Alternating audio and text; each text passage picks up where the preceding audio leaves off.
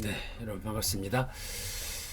협업 경영에 대한 세 번째 시간을 진행하도록 하겠습니다. 저는 살면서 왜 누구는 인삼 먹고 누구는 무를 먹는가라는 부분에 대한 고민을 꽤나 많이 했던 사람으로 저를 이야기하곤 합니다. 우리가 사는 세상을 들여다보면 사실 우리가 뭐 먹고만 사는 것은 아니지만 결국 살아가는 삶의 수준을 먹는 것에 대비해서 이야기를 한다고 치면 누구는 인삼을 먹고 살고 또 누구는 무만 먹고 사는 경우가 많지요. 이런 부분에 대한 고민을 꽤나 오랫동안 했던 제 입장에서는 이번에 제가 협업이라는 말과 협력이라고 하는 말도 결국에는 이런 맥락에서 저는 사고하고 있는 것 아닌가라는 생각을 해보게 되는데요. 결국 제가 내린 결론은 무 먹는 사람은 무씨를 뿌리고 인삼 먹는 사람은 인삼씨를 뿌리더라는 사실입니다. 결국에 여기서 말하는 무씨는 어떤 것을 의미하느냐라고 한다고 치면 그것은 저는 협력이라고 생각을 하는 것이죠. 누군가가 제시하는 방향이나 누군가가 오더하는 그 어떤 과업이나 일에 힘을 모아주는 행위, 이것을 하는 사람은 결국 그 성과값의 일부를 지급받는 개념으로 본다고 하면 결국 그 사람은 아무리 농사가 잘 된다고 하더라도 무를 먹는데 물 다소간에 무가 굵은 무냐 아니면 뭐 작은 무냐의 차이는 있을는지 모르겠지만 궁극적으로 무를 먹고 살게 되는 것이죠. 그러니까 아무리 멋진 이력을 가지고 맹활약을 펼치던 사람도 그 직장이라고 하는 곳에서 협력의 관계가 종결되어지는 순간, 협력의 기회를 더 이상 제공하지 않는 순간 그 사람은 결국에 또다시 이 무를 먹어야 하는 부분에 대한 고민을 하게 된다라는 점입니다.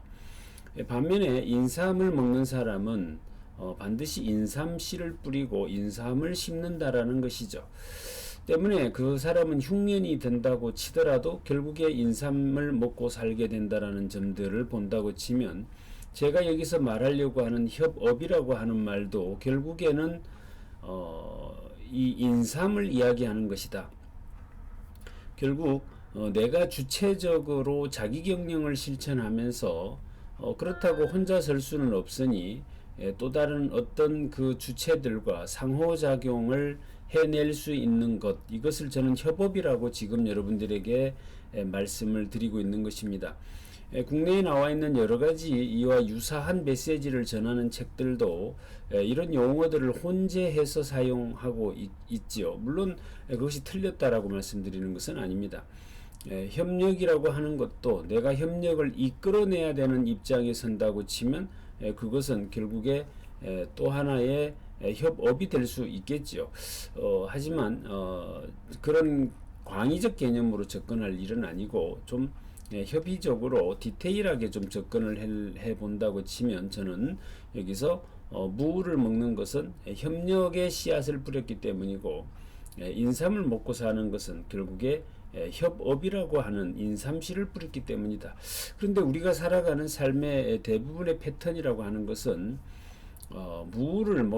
무씨를 뿌려놓고 그 무밭에 가서 기도를 하죠. 간절한 마음으로 또 노력도 합니다. 그렇게 하면 뭐 비료도 주고 밭도 갈고 잡초도 제거해주고 이렇게 하죠. 그러면 그 무가 인삼으로 바뀌느냐? 그렇지 않다는 것이죠. 아무리 애를 쓰고 기도를 하고 정성을 들이고 영양을 향상시킨다고 해도 그 무가 굵어는 지는데 무가 인삼으로 바뀌는 법은 없다라는 점이 제가 가지고 있는 나름의 어쩌면 결론일 수도 있고 또 어떻게 보면 이게 뭐 고정관념일 수도 있겠지만 저는 그런 생각을 하게 되었습니다. 물론 이 과정에 대한 이야기도 제가 또 기회가 되면 말씀을 드릴 수 있겠습니다만은 아무튼 우리는 무씨를 뿌렸기 때문에 무를 먹는 것이다. 그 무씨는 결국 협력이라고 하는 것이다. 협력이라는 것은 누군가가 제시하는 어떠한 과업을 수행하는데 힘을 모아주는 행위다. 때문에 그 힘을 모아서 아주 소규모 단위의 힘을 모아내는 힘, 이걸 이제 우리는 관리자라고 불려서 뭐 그분들에게도 나름의 리더십이, 힘을 모으는 리더십이 필요하다라고 이야기를 하고는 있습니다만은, 궁극적으로 그 협력이라고 하는 C는 기본 그 어떤 독립적이지 않고 종속적 관계에 있다라는 점, 이 점을 우리가 기억을 좀 해야 되지 않을까라는 생각을 해 보게 되는 것입니다. 자, 그러면 지난 시간까지 이 협업이라고 하는 것에 대한 것이 왜 필요한지에 대한 말씀도 좀 같이 드렸었는데, 조금 더 부연해서 한번 들여다 보도록 하겠습니다. 우리가 이야기하는 이 플랫폼 경제라고 하는 것, 이것이 결국에는 어떤 피해를 놓았는지, 만들어냈는지에 대한 것을 우리가 좀 살펴봐야 하는데, 그것은 단연코 불평등입니다. 지금 여러분들 그림으로 보고 계시는 것처럼 전 세계의 자산이 100만 달러 이상을 보유한 사람이 약 4,680명 정도 된다라고 하는 것이죠. 그런데 그 사람들은 세계 상위 0.9%에 해당하는 사람들이라는 것입니다. 그런데 전 세계의 전체 부의 절반에 가까운 44%, 이 정도에 되는 이 자산을 결국에 이 0.9%의 사람들이 가지고 있다라는 점입니다.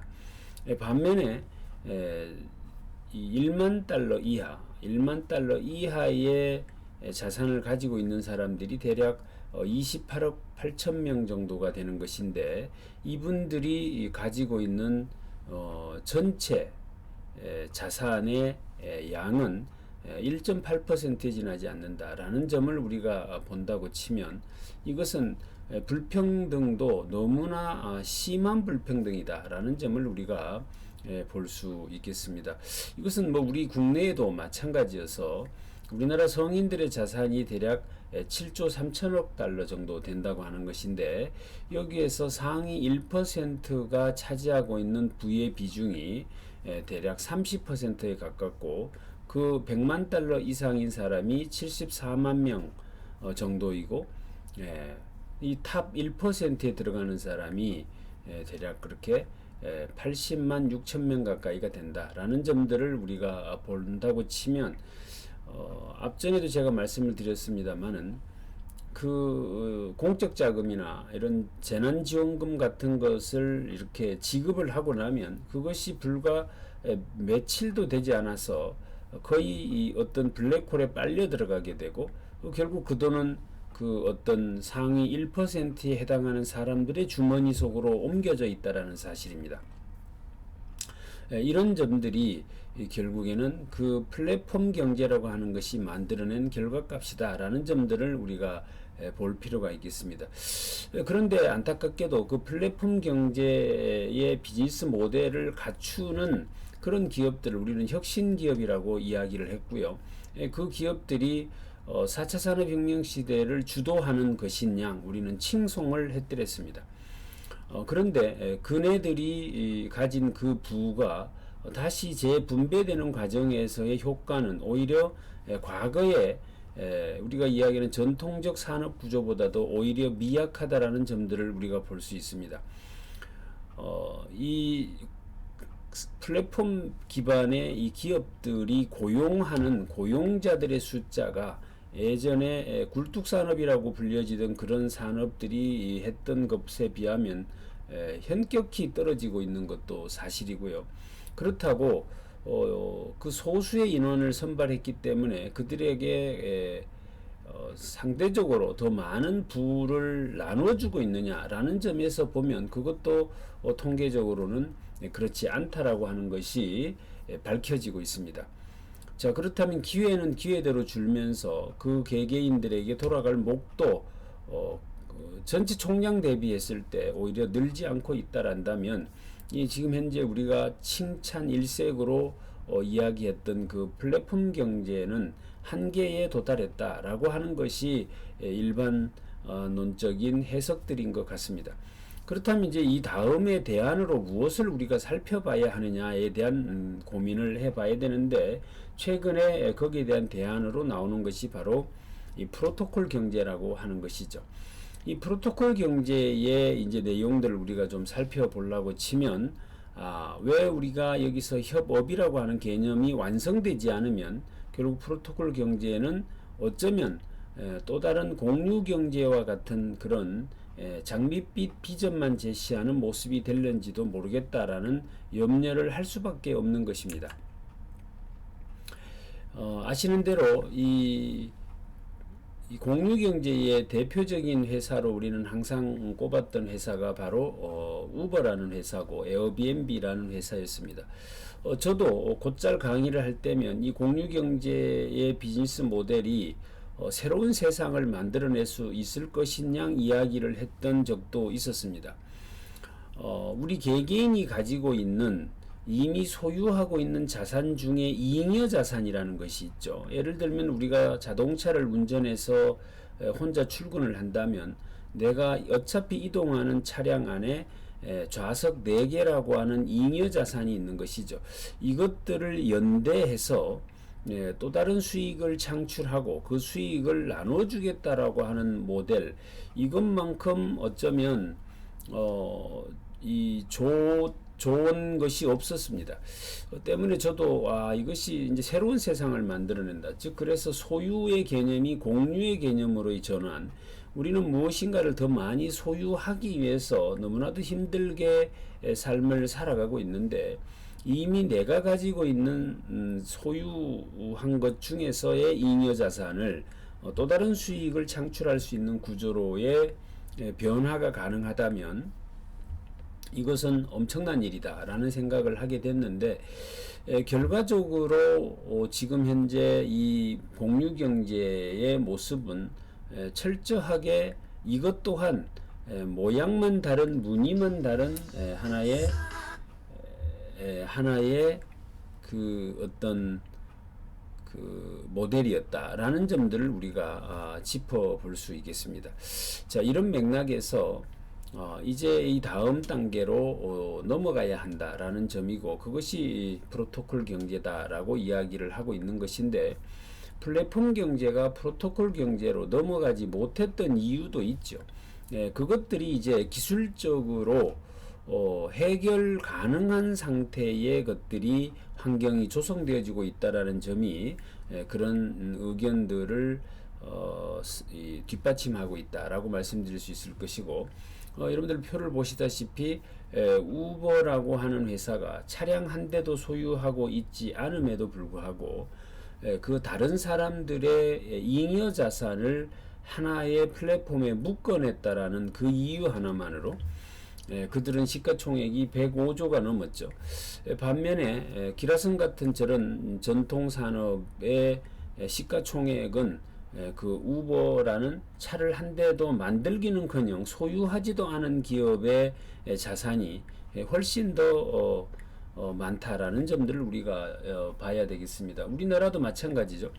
우리나라의 현대자동차라는 회사가 지금 현재 시가총액이 대략 한 40조에서 이렇게 왔다 갔다 하고 있는데, 세계 5 메이저인 이 현대자동차, 수많은 생산 공장이 있고요. 또 거기에 수많은 사람이 근로하고 있고, 이러함에도 불구하고 이 차량을 한 대도 소유하지 않은 기업의 그 시가총액에 비하면 3분의 1 정도밖에 되지 않는 이런 상황을 우리가 과연 어떻게 받아들여야 할 것이냐, 이것을 혁신으로 봐야 할 것이냐, 아니면 그것이 낳은 또 다른 부작용들을 좀 찾아봐야 할 것이냐라고 하는 점인데, 실상 우버라는 회사는 만년 적자입니다. 이 적자를 내고 있음에도 불구하고 저렇게 시가총액을 이 높은 것은 결국 그들이 제시했던 비전의 가격인 것이었죠. 앞으로 잘 될 것이다라고 하는 것입니다. 그런데 그래서 우버의 창립 멤버를 비롯한 이런 사람들은 지금 막대한 자금을 가지고 또 다른 어떤 아이템들을 찾아내고 만들어내고 있는데, 반면 거기에 참여했던 그 사람들의 삶이라고 하는 것은 급격히 힘들어지고 있는 것이 사실이죠. 그 드라이버로 참여하고 있는 사람들의 수입이 그렇게 높지 않은 것도 현실이고, 또 한 가지는 그것을 전업 베이스로 움직이던 사람들은 이 사람들의 신분이 굉장히 불안전해진 것이죠. 일명 기그워커라고 하는 형태로의 변화인데 굉장히 불확실성적인데다가 또 뭐 근로자들이 기본적으로 가져가는 복지라고 하는 혜택으로부터의 소외, 이것도 또 하나의 부작용으로 우리가 이야기하곤 합니다. 결과적으로 뭐 이런 부분에서 이제 영국이나 이런 나라에서는 여기에 참여하는 드라이버들을 근로자로 봐줘야 한다라는 식의 어떤 판결들도 나오고 있고 이렇죠. 뭐 아무튼 제가 드리고 싶은 이야기는 이 공유경제라고 하는 형태의 비즈니스 모델을 표방했던 회사조차도 결국에 들여다보니까 플랫폼 경제의 모습을 띄었고 그것을 주도했던 사람들만 부자가 되었지 거기에 참여한 사람들이 부자가 되지는 못했다. 우리나라의 지금 현재 배달의 민족도 동일한 케이스라고 볼 수 있겠습니다. 이 회사가 뭐 해외에 뭐 4조 원 가까이의 매각이 되었다. 뭐 이런 이야기들을 하죠. 거기에 참여했던 경영진들이 부자가 되었다라는 이야기도 곧잘 하고 있지만 거기에서 배달을 하거나 또는 소상공인들이 그것을 통해서 매출이 늘었던 소리는 많이 하지만 이익이 증가되었다라는 이야기는 굉장히 국소적이고 또 드라이버들의 삶이 뭐 이렇게 개선되었다, 뭐 안정적으로 이 직업을 볼 수 있겠다라는 것들에 있어서는 아직도 명쾌하게 답을 줄 수 없다라는 점들을 우리가 볼 수 있을 것 같습니다. 자, 이런 맥락에서 제가 드리고 싶은 이야기는 결국에 누군가가 만들어 놓은 플랫폼 속에 들어가서 어떤 행위를 하는 것은 형태가 다소 독립되어져 있는 것처럼 보이죠. 다들 개인 사업자로 참여를 하기 때문에 그렇습니다. 그런데 그러함에도 불구하고 결국 그것은 그 어떤 사람의 목적을 위한 힘을 합치는 행위이기 때문에 저는 이걸 협력 모델이라고 보는 것입니다. 그럼 이것을 이제 거기에서 생겨나는 잉여 가치들을 골고루 분배해서 가져가는 형태로의 전환, 이것이 저는 궁극적으로 우리가 추구해야 될 모습 아니겠느냐라고 본다면 그것을 저는 협업 모델이라고 이야기를 하고 있는 것이고, 이것은 마침 최근에 이슈가 되고 있는 이 프로토콜 경제라고 하는 것과 맥을 같이 하고 있다라는 점에서 이해를 해주신다면 제가 지금 이 책을 통해서 우리 독자분들에게 무슨 말을 하려고 하는지가 조금 더 명쾌하게 이해될 수 있을 것 같다라는 말씀을 드려봅니다. 공유경제는 공유하지 않는다라고 하는 책에 나오는 내용을 같이 한번 보시면서 이번 시간은 마무리하려고 합니다. 아무리 앱이 만드는 현대적 요소로 포장한다고 해도 기경제는 초기 산업사회와 유사한 형태를 보여준다. 당시 노동자가 장시간을 일하고도 시간이 아니라 생산량을 기준으로 임금을 받고 안전이란 개념조차 존재하지 않았으며 산업재해에 대한 보상받을 길도 전혀 없었다.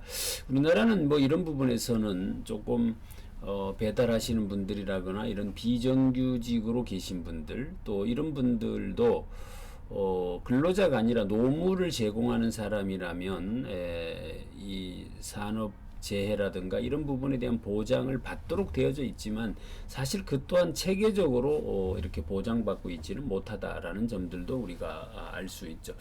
앱, 스마트폰, 비접촉 결제 시스템, 평점 및 후기 시스템 등 최신 기술을 강조해 봤자 공유경제의 실체는 과거 핵이다. 노동자들은 차별과 성희롱에 무방비로 노출되고 노조를 결성할 권리가 없으며 업무상 재해에 대한 보상조차 요구하기가 쉽지 않다.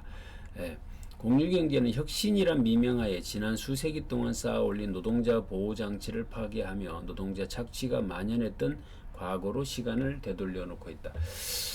이런 부분들이죠. 결국에 비접촉 결제 시스템이라든가 평점 후기 이런 것들이 굉장히 많은 사람들을 이 속에서 스트레스를 받게 하고 있는 부분을 만들어내고 있다라고 친다면 우리가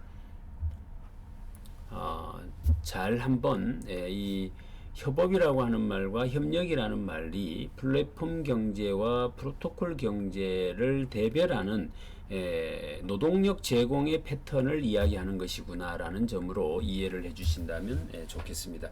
오늘은 여기까지 하고요. 또 다음 시간에 다음 내용들을 가지고 만나 뵙도록 하겠습니다. 수고 많으셨습니다.